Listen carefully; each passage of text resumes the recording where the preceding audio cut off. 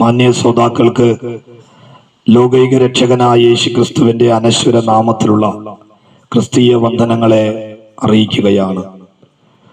പ്രാരംഭ നിമിഷങ്ങളിൽ നിങ്ങൾ കേട്ടതായ അനുഭവ സാക്ഷ്യങ്ങളിലൂടെയും ഗാനങ്ങളിലൂടെയൊക്കെയും നമ്മുടെ കർത്താവായ യേശുക്രിസ്തു വ്യക്തികളിൽ വരുത്തുന്ന മാറ്റങ്ങൾ നിങ്ങൾക്ക് നന്നായി ഗ്രഹിക്കാൻ കഴിഞ്ഞുവെന്ന് ഞങ്ങൾ വിശ്വസിക്കുകയാണ്. തുടർന്ന് ചില നിമിഷങ്ങൾ മാത്രം നിങ്ങളുടെ സഹകരണത്തെയും ശ്രദ്ധയും ക്ഷണിച്ചുകൊണ്ട് ഞങ്ങളുടെ ജീവിതത്തിൽ മാറ്റം വരുത്തിയ ഞങ്ങളാക്കി തീർത്ത കർത്താവായ യേശുക്രിസ്തുവിനെ കുറിച്ച് അല്പമൊന്ന് പങ്കുവയ്ക്കുവാൻ ഞങ്ങൾ കർത്താവിൽ താല്പര്യപ്പെടുകയാണ്. നിങ്ങളുടെ ശ്രദ്ധയെ ക്ഷണിച്ചുകൊണ്ട് ഞങ്ങൾ പ്രഭാഷണത്തിലേക്ക് കടക്കുകയാണ്. ഇതുപോലെയുള്ള നിരവധി പ്രഭാഷണങ്ങൾ കേട്ടവരാകുന്നു ഈ പ്രദേശത്തുള്ളവരെന്ന് ഞങ്ങൾക്ക് നന്നായിട്ട് ഗ്രഹിക്കുവാൻ തക്കവണ്ണം ഇടയായി തീരുകയാണ്. ഏതെങ്കിലും ഒരു മതത്തിന്റെ വക്താക്കളായിട്ടല്ല, ഏതെങ്കിലും ഒരു രാഷ്ട്രീയ സംഘടനയുടെ ആളുകളായിട്ടല്ല ഞങ്ങൾ ഇവിടെ പ്രസ്താവിക്കുന്നത്. ദൈവത്തിന്റെ സ്വന്തം നാടാണെങ്കിലും അതിൽ വസിക്കുന്നവർ മുഴുവൻ പിശാചിന്റെ മക്കളാണെന്ന് ഞാൻ പറഞ്ഞതല്ല. പത്ര റിപ്പോർട്ടുകൾ 1999 കഴിഞ്ഞ് ഏകദേശം 10 വർഷം കഴിഞ്ഞപ്പോൾ അവർ പത്രത്തിൽ എഴുതി വച്ചിരിക്കുന്നു, ആമേൻ, ദൈവത്തിന്റെ സ്വന്തം രാജ്യമാണ്, നാടാണ്, പക്ഷേ അതിൽ വസിക്കുന്നത് പിശാചിന്റെ ആമേൻ മക്കളാണ്. എന്തുകൊണ്ടാണ് അവരത് പറയാൻ കാരണം? അവരുടെ കരങ്ങളിൽ അവർ കാസർഗോഡ് മുതൽ പാറശാല വരെയും അവര് പരിശോധിക്കാൻ ഇറങ്ങിത്തിരിക്കുമ്പോൾ അവരുടെ കരങ്ങളിലുള്ള ചില റിപ്പോർട്ടുകൾ നമ്മുടെ മലയാളികളുടെ തലകുനിക്കുന്നതായിരുന്നു. നമുക്കറിയാം, കേരളം എന്ന് കേട്ടാൽ നമ്മുടെ രക്തം തിളയ്ക്കും. കാരണം അത് വള്ളത്തോൾ പാടിയത. കേരളം എന്ന് കേൾക്കുമ്പോൾ രക്തം തിളക്കണം. പക്ഷേ എന്താ നമ്മൾ കണ്ടുകൊണ്ടിരിക്കുന്നത്? ഈ കഴിഞ്ഞ ചില ദിവസങ്ങൾക്ക് മുമ്പല്ലേ നമ്മൾ പത്രങ്ങളിൽ വായിച്ച നീതു എന്ന പേരുള്ള 33 വയസ്സുള്ള ഒരു പെണ്ണ് അവർ മെഡിക്കൽ കോളേജിൽ ചെന്ന് ആമേൻ പ്രസവിച്ച് ഒരു കുഞ്ഞിനെ മോഷ്ടിച്ചു കൊണ്ടുപോയ ഒരു സ്ത്രീയെ കുറിച്ച് നമ്മൾ വായിച്ചില്ലേ? എന്തിനു പറയുന്നു? തൃശ്ശൂർ ജില്ലയിലല്ലേ അടുത്തിടെ പ്രസവിച്ച് 1 ദിവസം കഴിഞ്ഞ ഒരു കുഞ്ഞിനെ ഒരു കനാലിൽ എറിഞ്ഞു കൊല്ലുന്ന, കുഞ്ഞുങ്ങൾ ജനിച്ചതിനെ റോഡിന്റെ കരിയിലക്കകത്തു നിന്നും പോലും കണ്ടെത്തിയ വാർത്തകൾ എത്രയോ ഭയാനകമാണ്. ജനിച്ച കുഞ്ഞുങ്ങളെ വെട്ടി നുറുക്കി കൊല്ലുന്ന അമ്മമാരുള്ള ഈ കേരളത്തെ എങ്ങനെയാണ് ദൈവത്തിന്റെ സ്വന്തം നാട് എന്ന് വിളിക്കപ്പെടുന്നത്? ഞങ്ങൾ ഇവിടെ പ്രസംഗിക്കുന്നത് ഈ രാജ്യത്ത് നടക്കുന്ന സാമൂഹിക തിന്മകൾക്കെതിരെ, അസമാധാനത്തിനെതിരെയുള്ള ഒരു ബോധവൽക്കരണ സുവിശേഷ ാണ്. എന്റെ പ്രിയപ്പെട്ടവരെ, എന്തുകൊണ്ടാണ് ആമേൻ 2 തവണ കൊറോണയും ഒമിക്രോണൊക്കെ വന്നിട്ടും മലയാളി ഒരിക്കലും മര്യാദ പഠിച്ചിട്ടില്ല? കേട്ടുകേൾവി പോലും ഇല്ലാത്ത വാർത്തകൾ ഇതിന്റെ പ്രത്യേകതകളായി മാറിക്കഴിഞ്ഞു. മൃഗങ്ങൾ പോലും ചെയ്യാൻ മടി കാണിക്കുന്ന സംഭവങ്ങളല്ലേ നമ്മുടെ രാജ്യത്ത് നടക്കുന്നത്? എന്തുകൊണ്ടാണ് ഇങ്ങനെയെന്ന് ചിന്തിച്ചു വരുമ്പോൾ നമുക്കറിയാം, IPS ഉദ്യോഗസ്ഥനായ സിബി മാത്യൂസ് എന്ന് പറയുന്നയാള് അദ്ദേഹം ഒരു പുസ്തകം എഴുതി. ആ പുസ്തകത്തിൽ എഴുതിയിരിക്കുന്ന ഇങ്ങനെയാ: മലയാളി ഇങ്ങനെയാണോ മരിക്കേണ്ടതെന്ന ഒരു പുസ്തകത്തിൽ അദ്ദേഹം രചിച്ചെഴുതിയിരിക്കുകയാണ്. എന്തുകൊണ്ടാണ് മലയാളി ഇങ്ങനെ മരിക്കുന്നത്? പ്രേമ നൈരാശ്യമാണോ? 1% അതുണ്ട്. കുടുംബ തകർച്ചകളാണോ? 16% അത് സംഭവിക്കുകയാണ്. മാരക രോഗങ്ങളാണോ? 14% അങ്ങനെ മരിക്കുകയാ. എന്നാൽ 46% 50% ആളുകൾ മരിക്കുന്നതിന് കാരണം മദ്യപാനം എന്ന മഹാവിപത്ത് നമ്മുടെ നാടിനെ അർബുദം കണക്കെ തിന്നുകൊണ്ടിരിക്കുകയാണ്. അക്രമത്തോട് അക്രമം ചെയ്ത്, കൊലപാതകത്തോട് കൊലപാതകം ചെയ്തുകൊണ്ട് നമ്മുടെ നാടാകെ തകർന്നുകൊണ്ടിരിക്കുമ്പോൾ ഇത് കണ്ടിട്ട് ലോക മനുഷ്യൻ വിളിച്ചു ചോദിക്കുകയാ, ഇതിങ്ങനെ പോയാൽ നമ്മുടെ നാട് എവിടെ ചെന്ന് എത്തിച്ചേരും? ഇതിനൊക്കെ ഒരു പരിഹാരമില്ലേ എന്നൊരു ലോക മനുഷ്യൻ വിളിച്ചു ചോദിക്കുമ്പോൾ, പ്രിയ സുഹൃത്തെ, പ്രിയപ്പെട്ടവരെ, ഞങ്ങൾക്ക് നിങ്ങളോട് പറയാനുള്ളത്, ഇവിടെ പോലീസ് അധികാരികളില്ലാത്തത് കൊണ്ടല്ല, നിയമ സംവിധാനങ്ങളില്ലാത്തത് കൊണ്ടല്ല, അധികാരികളില്ലാത്തത് കൊണ്ടല്ല, ആർക്കും നിയന്ത്രിക്കാൻ പറ്റാത്ത നിലവാരത്തിൽ സാഹചര്യങ്ങൾ എല്ലാവരുടെയും കൈവിട്ടു പോകുന്ന തരത്തിൽ കടിഞ്ഞാണുകൾ പൊട്ടിയ ഒരു കുതിരയെ പോലെ മനുഷ്യൻ നെട്ടോട്ടം ഓടിക്കൊണ്ടിരിക്കുന്ന ഈ കാഴ്ച നമ്മൾ കണ്ടുകൊണ്ടിരിക്കുകയല്ലേ? അതുകൊണ്ടാണ് ഞാൻ പ്രിയപ്പെട്ടവരെ പറഞ്ഞത്, പകൽ മുഴുവനും സൂര്യന്റെ കത്തിക്കാളുന്ന ചൂടനുഭവിച്ച് പാറമടകളിലും വയലോലങ്ങളിലും മറ്റിതര സ്ഥലങ്ങളിലും പണിയെടുത്തിട്ട പൈസ സ്വന്തം തലമുറകൾക്കും സ്വന്തം ഭവനത്തിന് ഉപയോഗിക്കുന്നതിന് പകരം ഇവിടെ നമ്മൾ കണ്ടു തുടങ്ങിയത്, വർഷങ്ങൾക്ക് പിറകിൽ ക്യൂ കണ്ടു തുടങ്ങിയത് കോർപ്പറേഷൻ, അതല്ലെങ്കിൽ അവൻ മെഡിക്കൽ സ്റ്റോറുകളിൽ കണ്ടിട്ടുണ്ട്. അതുപോലെ തന്നെ റേഷൻ കടകളിലും മാവേലി സ്റ്റോറുകളിലൊക്കെ ക്യൂ കണ്ടിട്ടുണ്ട്. ഇന്ന് സർക്കാർ മാടക്കടകൾ പോലെ ബീവറേജ് കോർപ്പറേഷനുകൾ കൊണ്ട് നിറച്ചിരിക്കുകയാണ്. ആ പണിയെടുത്ത പൈസ കൊണ്ട് മനുഷ്യനെ കൊല്ലുന്ന മദ്യം വാങ്ങിച്ച് കുടിച്ച് മനുഷ്യൻ തകർന്നുകൊണ്ടിരിക്കുന്നത് കാണുമ്പോൾ സഹജീവികളെ സ്നേഹിക്കുന്ന സ്നേഹത്തിന്റെ സന്ദേശമായ, വിടുതലിന്റെ സന്ദേശമായ ഒരു സന്ദേശം ഉലകത്തിലുണ്ട്. ആഫ്രിക്കയുടെ ആളുകളെ തിന്നുകൊണ്ടിരിക്കുന്ന രാജ്യത്തിന്റെ അന്തർഭാഗത്ത് പോയി മനുഷ്യനെ നരഭോജിന്ന് മാറ്റി നരസ്നേഹിയാക്കിയ ഒറ്റ സന്ദേശമേ ഈ ഉലകത്തിലുള്ളൂ. ആ സന്ദേശമാണ് ഞങ്ങൾ പ്രസംഗിക്കുന്ന കർത്താവായ യേശു ക്രിസ്തു. നമുക്കറിയാം, മദ്യപാന നിമിത്തം തകർന്നിരിക്കുന്ന നിരവധി കുടുംബങ്ങൾ കേരളത്തിൽ നോക്കിക്കേ. ഈ 22 മാസങ്ങൾ കൊണ്ട് ആത്മഹത്യ പെരുകിക്കൊണ്ടിരിക്കുകയാണ്. നിങ്ങൾക്കറിയാമോ, 3327 ആത്മഹത്യകളാണ് ഏകദേശം 700 ദിവസങ്ങൾ കൊണ്ട് നമ്മുടെ കൊച്ചു കേരളത്തിൽ നടന്നത്. എല്ലാ ജില്ലകളിലും 2 കോടതി വച്ചുണ്ട്. അതൊന്നും കുടുംബങ്ങളെ തമ്മിൽ യോജിപ്പിക്കാനല്ല, ഡൈവോഴ്സ് കൊടുത്ത് 2 കുടുംബങ്ങളെ തകർത്ത് കളഞ്ഞിരിക്കുന്നു. അങ്ങനെയെങ്കിൽ ഇന്ന് ഈ ജനത്തോട് ഒരു സുവിശേഷത്തിന്റെ സന്ദേശം ഞങ്ങൾക്ക് അറിയിക്കാനുണ്ട്. മനുഷ്യന്റെ ഈ പ്രവൃത്തിയുടെ പിന്നിൽ ഒറ്റ കാരണമേ ഉള്ളൂ, അവന്റെ അകത്ത് കുടികൊണ്ട് വാഴുന്ന പാപമത്രേ. ഈ പാപത്തിൽ നിന്ന് മനുഷ്യൻ രക്ഷപ്പെടുവാൻ എന്താണ് വഴി? ഇനി ഒരിക്കലും കുടിക്കത്തില്ലെന്ന് ഭാര്യയോട് സത്യം പറഞ്ഞ് ഭർത്താവ് ജോലിക്കിറങ്ങി വീട്ടിൽ നിന്ന് പോകുമ്പോൾ വളരെ പ്രതീക്ഷയോടെ കാത്തിരിക്കുന്ന ആ ഭാര്യ വൈകിട്ട് 5 മണിയായി 6 മണിയായി പ്രതീക്ഷയോടെ കാത്തിരിക്കുമ്പോഴാണ് ഇന്നലകളിൽ മദ്യപിച്ചിരുന്ന അതേ സുഹൃത്ത് വിളിച്ചുകൊണ്ട് പോവുകയാ.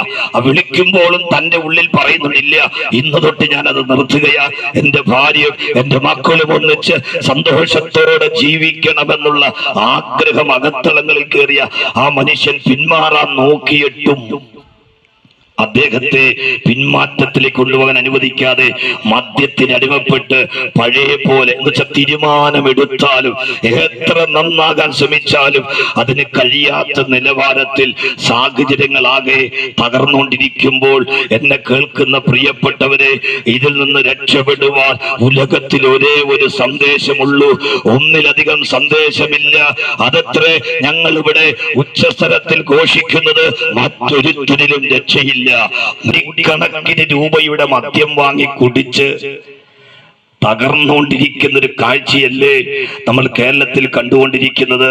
നിങ്ങൾക്കറിയാമോ, ഏറ്റവും കൂടുതൽ മദ്യപാനികൾ ഈ തവണ സർവേയിൽ നടന്നിരിക്കുന്ന തിരുവനന്തപുരത്താണ്. ഒറ്റ ബീവറേജ് കോർപ്പറേഷനിൽ നിന്ന് അവര് വിറ്റിരിക്കുന്ന മദ്യം 1,06,00,000 രൂപയുടെ മദ്യം കുടിച്ച് തിരുവനന്തപുരം പട്ടണത്തിന്റെ അകത്ത് ജനം തകർന്നുകൊണ്ടിരിക്കുകയാ. ഞാൻ പറഞ്ഞതിന്റെ താല്പര്യം, 2ാമത്തെയും 3ാമത്തെ സ്ഥാനം എറണാകുളം ജില്ലക്കകത്താണ്. 68 കോടി 74 കോടി രൂപയുടെ മദ്യമാണ് ഈ ദിവസങ്ങളിൽ മലയാളി കുടിച്ചു തീർത്തത്. കഴിഞ്ഞ ചില വർഷങ്ങൾക്കും അത് ചാലക്കുടിയിലായിരുന്നു, ഇരിങ്ങാലക്കുടയിലായിരുന്നു, തൃശൂർ ജില്ലയിലായിരുന്നു. എന്നാൽ അതിനേക്കാൾ കൂടുതൽ മദ്യപാനികൾ കൊണ്ട് നമ്മുടെ നാട് നിറയുമ്പോൾ ഇന്ന് ഞങ്ങൾക്ക് നിങ്ങളോട് പ്രസ്താവിക്കാനുള്ളത്, ഇനി രക്ഷപ്പെടാൻ ഏതെങ്കിലും ഒരു മെഴുകുതിരി കത്തിച്ചത് കൊണ്ടോ ഒരു മല കയറിയത് കൊണ്ട് സാധ്യമല്ല. അതിന് മദ്യക്കുപ്പിക്കകത്ത് എഴുതി വച്ചിരിക്കുന്ന ഒരു നിയമമുണ്ട്, ഇത് കഴിക്കാൻ പാടില്ല. സിഗരറ്റിന്റെ പാക്കറ്റിന്റെ അകത്ത് എഴുതി വച്ചിട്ടുണ്ട്, ഇത് വലിക്കുന്നത് നമ്മുടെ ജീവിതത്തിന് ഹാനികരമാണെന്ന് എഴുതി വച്ചാലും പുറത്തുള്ള നിയമം വായിച്ചുകൊണ്ട് മനുഷ്യന് മാറ്റം വരാതിരിക്കുമ്പോൾ ഇവിടെ ഞങ്ങളെ കേൾക്കുന്ന ഈ ദേശനിവാസികൾ അനുഭവിക്കുന്ന പ്രയാസങ്ങൾ, ആത്മഹത്യകൾ, പെടുമരണങ്ങൾ, ശാരീരികമായ തകർച്ചകൾ, മാനസികമായി തകർന്നവർ ഒക്കെ ഈ പ്രദേശത്തുള്ളത് കൊണ്ട് ഈ സുവിശേഷത്തിന്റെ സന്ദേശത്തെ നിങ്ങൾ ശ്രദ്ധിക്കുന്നെങ്കിൽ ഇന്ന് വരെ കാണാത്തൊരു സമാധാനം നിങ്ങളുടെ ജീവിതത്തിന്റെ അകത്ത് തരുവാൻ കർത്താവായ യേശു ക്രിസ്തുവിന് കഴിയും. നിങ്ങൾ ചോദിക്കും, എങ്ങനെയാ ഉപദേശി അങ്ങനെ സാധിക്കുന്ന ഒരു ചോദ്യം നിങ്ങൾക്കുണ്ടെങ്കിൽ, ഇതുപോലെ പ്രത്യക്ഷമായ സാഹചര്യത്തിൽ നിന്ന് രക്ഷപ്പെട്ടവരാണ് ഞങ്ങൾ. ഏതെങ്കിലുമൊക്കെ ഒരു കത്തി കടാരയ്ക്ക് തീർന്നു പോകേണ്ട ഞങ്ങളെ സർവശക്തനായ ദൈവത്തിന്റെ സ്നേഹം ഞങ്ങളെ അടുക്കലെത്തിയത് കൊണ്ടാണ് ഈ സുവിശേഷ സന്ദേശം ഞങ്ങളുടെ സഹോദരന്മാരോട്, ഞങ്ങളുടെ വീട്ടിലുള്ളവരെ പോലെ ഇന്ന് നിങ്ങളോട് അറിയിക്കുന്നത്. രക്ഷപ്പെടുത്താൻ ഒറ്റ നാമമേ ഉള്ളൂ, യേശു. കാരണം യേശുവിൻ അത് നിസ്തുല്യനാണ്, ദൈവമാണ്. യേശു അതുല്യനായ ദൈവമാണ്. എന്താണ് യേശു നിസ്തുല്യനായ ദൈവം എന്ന് പറയാൻ കാരണം? യേശു ക്രിസ്തുവിന്റെ ജനനവും നിസ്തുല്യമാണ്, യേശു ക്രിസ്തുവിന്റെ ജീവിതം നിസ്തുല്യമാണ്, യേശു ക്രിസ്തുവിന്റെ പഠിപ്പിക്കലുകൾ നിസ്തുല്യമാണ്, യേശു ക്രിസ്തുവിന്റെ അവകാശവാദങ്ങൾ നിസ്തുല്യമാണ്, യേശുവിന്റെ മരണം ഒരു നിസ്തുല്യമാണ്. സമയ ചുരുക്കം കൊണ്ട് ഞാൻ ഓടിച്ചു പറഞ്ഞ് അവസാനിപ്പിക്കാം. യേശു ക്രിസ്തുവിന്റെ ജീവിതം ഒരു നിസ്തുല്യമാണ്. ഒന്നാമത് യേശുക്രിസ്തുവിന്റെ ജനനമാണ്. യേശുക്രിസ്തു ജനിക്കുന്നതിന് 700 കൊല്ലങ്ങൾക്ക് പിറകിൽ യെശയ്യാവെന്ന് പറയുന്ന ഒരു പ്രവാചകൻ പ്രവചിച്ചു, കന്യക ഗർഭിണിയായി ഒരു മകനെ പ്രസവിക്കും. ആമേൻ. മത്തായിയുടെ സുവിശേഷത്തെ നമുക്ക് കാണാം.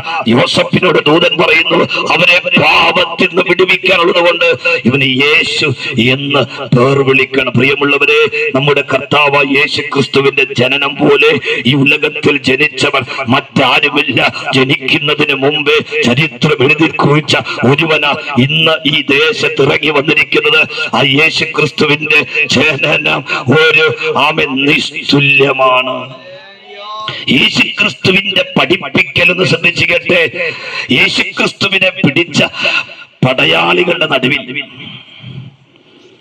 പത്രോസ് എന്ന് പറയുന്ന യേശുക്രിസ്തുവിന്റെ അരുമശിഷ്യൻ യേശുവിനെ പിടിക്കാൻ വന്നവന്റെ കാതറുത്തു മാറ്റി. യേശുക്രിസ്തു വിളിച്ചു പറഞ്ഞു, വാളെടുത്തവൻ വാളാൽ തീരും, വാൾ ഉറയിലിടുക.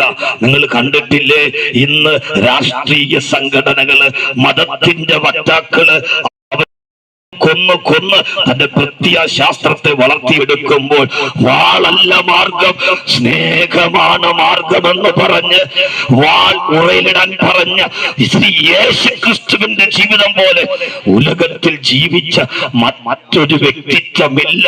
ഇന്ന് സന്തോഷത്തോടെ ഞങ്ങൾക്ക് യൗവന പ്രായത്തിൽ ഇവിടെ നിന്ന് പ്രസ്താവിക്കാൻ കഴിയും. കാരണം യേശുക്രിസ്തുവിന്റെ ജീവിതം പഠിപ്പിക്കലുകൾ നിസ്തുല്യമാണ്. യേശുക്രിസ്തുവിന്റെ അവകാശവാദം കൂടി ഞാനൊന്ന് പറയട്ടെ.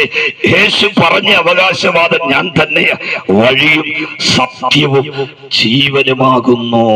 യേശു മാത്രമേ വഴിയുള്ളൂ. ഇവിടുത്തെ ആചാര്യന്മാരെ നോക്കിയേ, മതത്തിന്റെ ഗുരുക്കന്മാരെ നോക്കിക്കേ, മതത്തിന്റെ വക്താക്കളെ നോക്കിക്കേ, ഇവരെല്ലാം പറയുന്നു അതാകുന്നു വഴി, അതാകുന്നു മാർഗമെന്ന. എന്ന യേശുക്രിസ്തു മാത്രം പറഞ്ഞു, ഞാൻ തന്നെയാണ് വഴി, ഞാൻ തന്നെയാണ് സത്യം, ഞാൻ തന്നെയാണ്. ആമേൻ. ഇന്ന് ഈ സമയത്ത് ഞങ്ങളെ കേൾക്കുന്നവരേറ്റെ യേശുക്രിസ്തുവിന്റെ മരണവും ഒരു നിസ്തുല്യമാണ്. യേശുക്രിസ്തുവിനെ ഒരിക്കലും പുറത്തു വരാതെ കല്ലറിൽ അടക്കം ചെയ്തെങ്കിലും 3-ാമത്തെ ദിവസം യേശു കർത്താവ് മരണത്തെ ഭേദിച്ച് ഉയർത്തെഴുന്നേറ്റ്. അങ്ങനെയെങ്കിൽ ഈ ദേശത്ത് എന്നെ കേൾക്കുന്ന പ്രിയപ്പെട്ടവരറിയണം, യേശുക്രിസ്തുവിന്റെ ജീവിതം നിനക്ക് വേണ്ടി നിസ്തുല്യമായി വെളിപ്പെടുന്ന ദിവസമാണ്. യേശുക്രിസ്തുവിന്റെ ജീവിതം കൂടി പറയട്ടെ. മാറി മാറി 5 കോടതികളിൽ 7 തവണ വിസ്തരിച്ചിട്ടും ആളുകളെല്ലാം പറഞ്ഞു, അധികാരികൾ മുഴുവൻ പറഞ്ഞു, ഇവരിൽ പാപമില്ല. പാപത്തിന്റെ ലാഞ്ചന കണ്ടുപിടിക്കാൻ നടന്ന പരീശന്മാരോട് ചോദിച്ചു, എന്റെ പാപത്തെ കുറിച്ച് നിങ്ങൾക്ക് ആർക്കെങ്കിലും ബോധ്യപ്പെടുത്തി തരാൻ പറ്റുമോ? പറഞ്ഞതിന്റെ താല്പര്യം, അവനിൽ പാപമില്ല. ഈ നീതിന്യായ കോടതി വിളിച്ചു, അവനിൽ ഒരു കുറ്റവും കാണുന്നില്ല. എന്നെ കേൾക്കുന്ന പ്രിയപ്പെട്ട ദേശനിവാസികളെ, നിസ്തുല്യനായ ഒരു യേശുക്രിസ്തുവിനെ സ്വന്തം രക്ഷിതാവായി സ്വീകരിച്ച് പിതാവിന്റെ പുത്രന്റെ പരിശുദ്ധാത്മാവിന്റെ നാമത്തിൽ സ്നാനപ്പെട്ട് കർത്താവിനെ ഹൃദയത്തിൽ സ്വീകരിക്കുമ്പോൾ മനുഷ്യനിൽ കൊടികുത്തി വാഴുന്ന പാപം നിങ്ങൾക്കറിയോ? ഇന്ന് കേരളത്തിലെ ജയിലുകളിൽ കിടക്കുന്ന ഭൂരിഭാഗം ആളുകളും 18 മുതൽ 23 വയസ്സ് വരെ പ്രായമുള്ള യൗവനക്കാരെ കിടക്കുന്ന 50%. അവരോട് സംസാരിക്കുമ്പോൾ അവർ ദൈവദാസന്മാർ പറയുന്നത്, ആമേൻ, ആ സമയത്ത് മദ്യത്തിന്റെ ലഹരിയിൽ അങ്ങനെ ചെയ്തു പോയി. അങ്ങനെയെങ്കിൽ നിങ്ങളുടെ കുടുംബത്തിലുള്ള യൗവനക്കാർ ഒരിക്കലും വഴിതെറ്റി പോകാതെ അവര് നിത്യതയ്ക്ക് വേണ്ടി അവര് സമൂഹത്തിൽ നന്മ ചെയ്യുന്നവരായി, മാതാപിതാക്കളെ അനുസരിക്കുന്നവരായി, കുടുംബത്തിൽ അനുഗ്രഹിക്കപ്പെട്ടവരായി, ദേശത്തിന്റെ ധാർമ്മികമായ ആ പരാജയങ്ങളെ ചൂണ്ടിക്കാണിച്ചുകൊണ്ട് അവർ കൊള്ളാവുന്നവരായി തെളിയുവാൻ ഈ സുവിശേഷ സന്ദേശം ഈ ദേശത്ത് വിളംബരം ചെയ്യുമ്പോൾ ദൈവം നിങ്ങളെ സഹായിക്കും. നിങ്ങൾക്ക് യേശുവിനെ വേണമോ? ഒറ്റ കാര്യം ചെയ്താൽ മതി. ആയിരിക്കുന്ന ഇടങ്ങളിൽ ആ യേശുവിന് വേണ്ടി ആ ഹൃദയം ഒന്ന് വിട്ടുകൊടുത്ത്, കർത്താവേ, ഞാനൊരു പാപിയാണ്, എന്റെ പാപത്തിന്റെ പരിഹാരത്തിന് വേണ്ടി യേശു കാൽവരി ക്രൂശിൽ മരിച്ചു എന്ന് നീ ഹൃദയത്തിൽ ഏറ്റു പറഞ്ഞാൽ ഇന്ന് സമാധാനം തരുന്ന, സന്തോഷം തരുന്ന, ആനന്ദം തരുന്ന, നിന്റെ ജീവിതത്തെ മുഴുവൻ മാറ്റുന്ന കർത്താവായ യേശു ക്രിസ്തു നിങ്ങളുടെ ജീവിതത്തിലേക്ക് ഇറങ്ങി വരും. ഞങ്ങളെ സസതം ശ്രദ്ധിച്ച പ്രിയ ദേശനിവാസികളോട് ഞങ്ങൾ നന്ദി അറിയിക്കുകയാണ്. ഈ പ്രദേശത്തും ആത്മഹത്യകൾ മാറട്ടെ, പെടുമരണങ്ങൾ മാറട്ടെ. ആമേ, മദ്യപാനത്തിന്റെ ആസക്തി നിറഞ്ഞിരിക്കുന്ന യൗവനക്കാരിൽ നിന്ന് മറ്റുള്ളവരിൽ അത് പൂർണ്ണമായി വിട്ടുമാറി അത്ഭുതത്തിലേക്ക് അവരെ നയിക്കട്ടെ. ഞങ്ങൾ ഒരു വാക്ക് നിങ്ങൾക്ക് വേണ്ടി ആത്മാർത്ഥമായി പ്രാർത്ഥിക്കുന്നു. നമുക്കൊരു വാക്ക് ഇവർക്ക് വേണ്ടി, ദേശത്തിന് വേണ്ടി പ്രാർത്ഥിക്കാം. പ്രത്യേകിച്ച് ദേശത്തിന് വേണ്ടി പ്രാർത്ഥിക്കുമ്പോൾ ഈ കുടുംബങ്ങളെല്ലാം രക്ഷയിലേക്ക് വരാൻ, തകർച്ചയിൽ നിന്ന് വിടുവിക്കപ്പെടാൻ ഒരു വാക്ക് പ്രാർത്ഥിക്കാം. Hallelujah, hallelujah. സ്തോത്രം, സ്തോത്രം, സ്തോത്രം. കർത്താവേ, ഞങ്ങളെ തന്നെ താഴ്ത്തി ഏൽപ്പിക്കുന്ന കർത്താവേ, എല്ലാവരും തല ഗുണങ്ങൾ വണക്കാം. കർത്താവേ, നന്ദിയോടെ സ്തോത്രം. കരുണാസമ്പന്നനും സ്നേഹം നിറഞ്ഞനുമായ ഞങ്ങളുടെ സ്വർഗ്ഗീയ പിതാവേ, ദൈവമേ, മനോഹരമായ സന്ദർഭത്തിനായി നന്ദിയോടെ സ്തോത്രം ചെയ്യുന്നു. കഴിഞ്ഞ നാളുകളിലൊക്കെയും കർത്താവേ, നീ ഞങ്ങളെ അത്ഭുതകരമായി കാത്തു പരിപാലിച്ചു വഴി നടത്തിയതോർത്ത് നന്ദിയോടെ സ്തോത്രം ചെയ്യുന്നു. കർത്താവേ, ഏതെല്ലാം നിലയിലുള്ളതായ കഷ്ടങ്ങൾ, പ്രയാസങ്ങൾ, മരണകരമായ സാഹചര്യങ്ങളിൽ നിന്നൊക്കെയും നിന്നെ അത്ഭുതകരമായി വിടുവിച്ച ദൈവത്തെ ഓർത്ത് വീണ്ടും നന്ദിയോടെ സ്തോത്രം ചെയ്യുന്നു. കർത്താവേ, ഹല്ലേലൂയ, ഹല്ലേലൂയ. അവങ്കലേക്ക് നോക്കിയവർ പ്രകാശിതരായി, അവരുടെ മുഖമോ ലജ്ജിച്ചു പോയതില്ല എന്ന് ഞങ്ങൾ അറിയുന്നു. ആകയാൽ ഈ മരുപ്രയാണ യാത്രയിൽ കഷ്ടതയുണ്ട്, നിന്ദകളുണ്ട്, പരിഹാസങ്ങളുണ്ട്, ദുഃഖങ്ങളുണ്ട്. എങ്കിലും നിന്റെ വീണ്ടെടുപ്പുകാരൻ നിന്റെ സമീപേ ആയിരിക്കുന്നു. നീ വിശ്വസിച്ചാൽ നീ ദൈവത്തിന്റെ മഹത്വം കാണും എന്നുള്ള ദൈവിക സന്ദേശം കർത്താവേ നിങ്ങൾ കേട്ടുവല്ലോ. തങ്ങളെ തന്നെ താഴ്ത്തുവാൻ തക്കവണ്ണം ദൈവമേ സ്വയമായി നിങ്ങൾ തീരുമാനിക്കുന്ന പക്ഷം തീർച്ചയായും നിങ്ങളുടെ ദൈവം നിന്നെ സ്വതന്ത്രനാക്കും. Hallelujah, hallelujah, hallelujah. വിശ്വാസം എന്നതോ ആശിക്കുന്നതിന്റെ ഉറപ്പും കാണാത്ത കാര്യങ്ങളുടെ നിശ്ചയവുമായിരിക്കാൻ ദൈവമേ തീർച്ചയായും നിന്റെ വിശ്വാസത്തെ മാനിച്ച് നിന്നെ യഥാസ്ഥാനപ്പെടുത്തുവാൻ കഴിവുള്ളവനായ ഒരു ദൈവത്തിന്റെ സാന്നിധ്യം ഈ ദേശത്ത് ഉള്ളതുകൊണ്ട് നന്ദിയോടെ സ്തോത്രം ചെയ്യുന്നു. ഒരുവൻ ക്രിസ്തുവിലായാൽ അവൻ പുതിയ സൃഷ്ടിയാകുന്നു, അത് പഴയത് കഴിഞ്ഞുപോയി, ഇതാ ഞാൻ സകലതും പുതുതാക്കിയിരിക്കുന്നു എന്നതിന്റെ വചനം നമ്മെ പഠിപ്പിക്കുന്നു. കർത്താവേ, ആകയാൽ ഞങ്ങൾ ഇവിടെ വിതയ്ക്കപ്പെട്ടതായ വചനം കർത്താവേ രോഗികൾക്ക് ആശ്വാസമായിരിക്കാനിടയാക്കണമേ. കർത്താവേ, രോഗാവസ്ഥയിലും കഷ്ടങ്ങളിലും ഭാരങ്ങളിലും വേദനയിലും നിരാശയിലുമായിരിക്കുന്ന പ്രിയപ്പെട്ടവർക്ക് അത്ഭുതകരമായ രോഗസൗഖ്യവും വിടുതലും പ്രത്യാശയും നിദാനമായി നൽകേണ്ടതിനായി പ്രാർത്ഥിക്കുന്നു. കർത്താവേ, സാമ്പത്തികമായ ഞെരുക്കങ്ങളിലായിരിക്കുന്ന കുടുംബങ്ങൾക്ക് നീ വഴിയും വാതിലും നീ വിശാലത വരുത്തുമാറാകണമേ. കർത്താവേ, നന്ദിയോടെ സ്തോത്രം ചെയ്തു. കർത്താവേ, ഈ ദേശത്ത് വ്യാപരിച്ചിരിക്കുന്ന പൈശാചികമായ പോരാട്ടങ്ങളിൽ നിന്ന്, ജാതീയമായ പോരാട്ടങ്ങളിൽ നിന്നൊക്കെയും നിന്റെ ജനത്തെ നീ വിടുവിക്കണമേ. കർത്താവേ, ഹല്ലേലൂയ. കാഹളം ധ്വനിക്കാറായി, കർത്താവിന്റെ വരവ് സമീപമായി.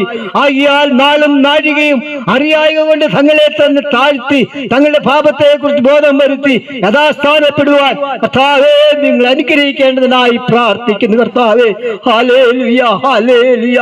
ആരെങ്കിലും എന്റെ ശബ്ദം കേട്ട് വാതിൽ തുറക്കുന്നു എങ്കിൽ അവന്റെ വീട്ടിൽ ഞാൻ താഴെ ഉണ്ണേണ്ടവനാകുന്നു. ഹല്ലേലൂയ.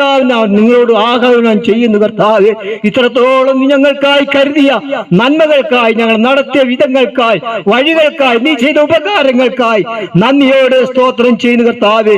ഞങ്ങളുടെ ഈ ശബ്ദപരിധിയിലായിരിക്കുന്ന സകല പ്രിയപ്പെട്ടവർക്കായി നന്ദിയോടെ സ്തോത്രം ചെയ്യുന്നു. പഠിക്കുന്ന കുഞ്ഞുങ്ങളെ ഏൽപ്പിച്ച് പ്രാർത്ഥിക്കുന്നു. പഠിപ്പാൻ ആവശ്യമായ ബുദ്ധി, ജ്ഞാനവും സാമ്പത്തികമായ വഴികളും വാതിലുകളും നീ വിശാലത വരുത്തുമാറാകണമേ കർത്താവേ. അവരുടെ അധ്യാപകർക്കായി സ്തോത്രം, അധ്യാപകേതര ജീവനക്കാർക്കായി സ്തോത്രം. ഹല്ലേലൂയ. സ്തോത്രം. ഞങ്ങളെ ശ്രദ്ധിച്ച് ഞങ്ങളുടെ ശബ്ദപരിധിക്കുള്ളിൽ ഞങ്ങളോട് കൂടെ ആയിരിക്കുന്ന ഈ ദേശവാസികളെ ഓർത്ത് ഞങ്ങൾ വീണ്ടും നന്ദിയോടെ സ്തോത്രം ചെയ്യുന്നു. അതേ കർത്താവിന്റെ വരവ് ആസന്നമായിരിക്കുന്നു. ലോക സംഭവങ്ങൾ അതിനെ വിളിച്ചറിയിക്കുന്നല്ലോ. ആകിയാൽ നാളും നാഴികയും അറിയായിക കൊണ്ട് ഉണർന്നും പ്രാർത്ഥിച്ചും ജാഗരിച്ചും ദൈവത്തിന്റെ സന്ദേശം കേട്ട് ദൈവം തങ്ങളെ തന്നെ താഴ്ത്തുവാൻ ഒരു കൃപ ദൈവമേ ഈ നാളുകളിൽ ഉണ്ടായിരിക്കുമാറാകട്ടെ. സകല ബുദ്ധിയെയും കഴിയുന്ന ദൈവസമാധാനം നിങ്ങൾക്ക് ആയുധമായിരിക്കട്ടെ. യേശുക്രിസ്തുവിന്റെ വിലയേറിയ നാമത്തിൽ തന്നെ ആമേൻ.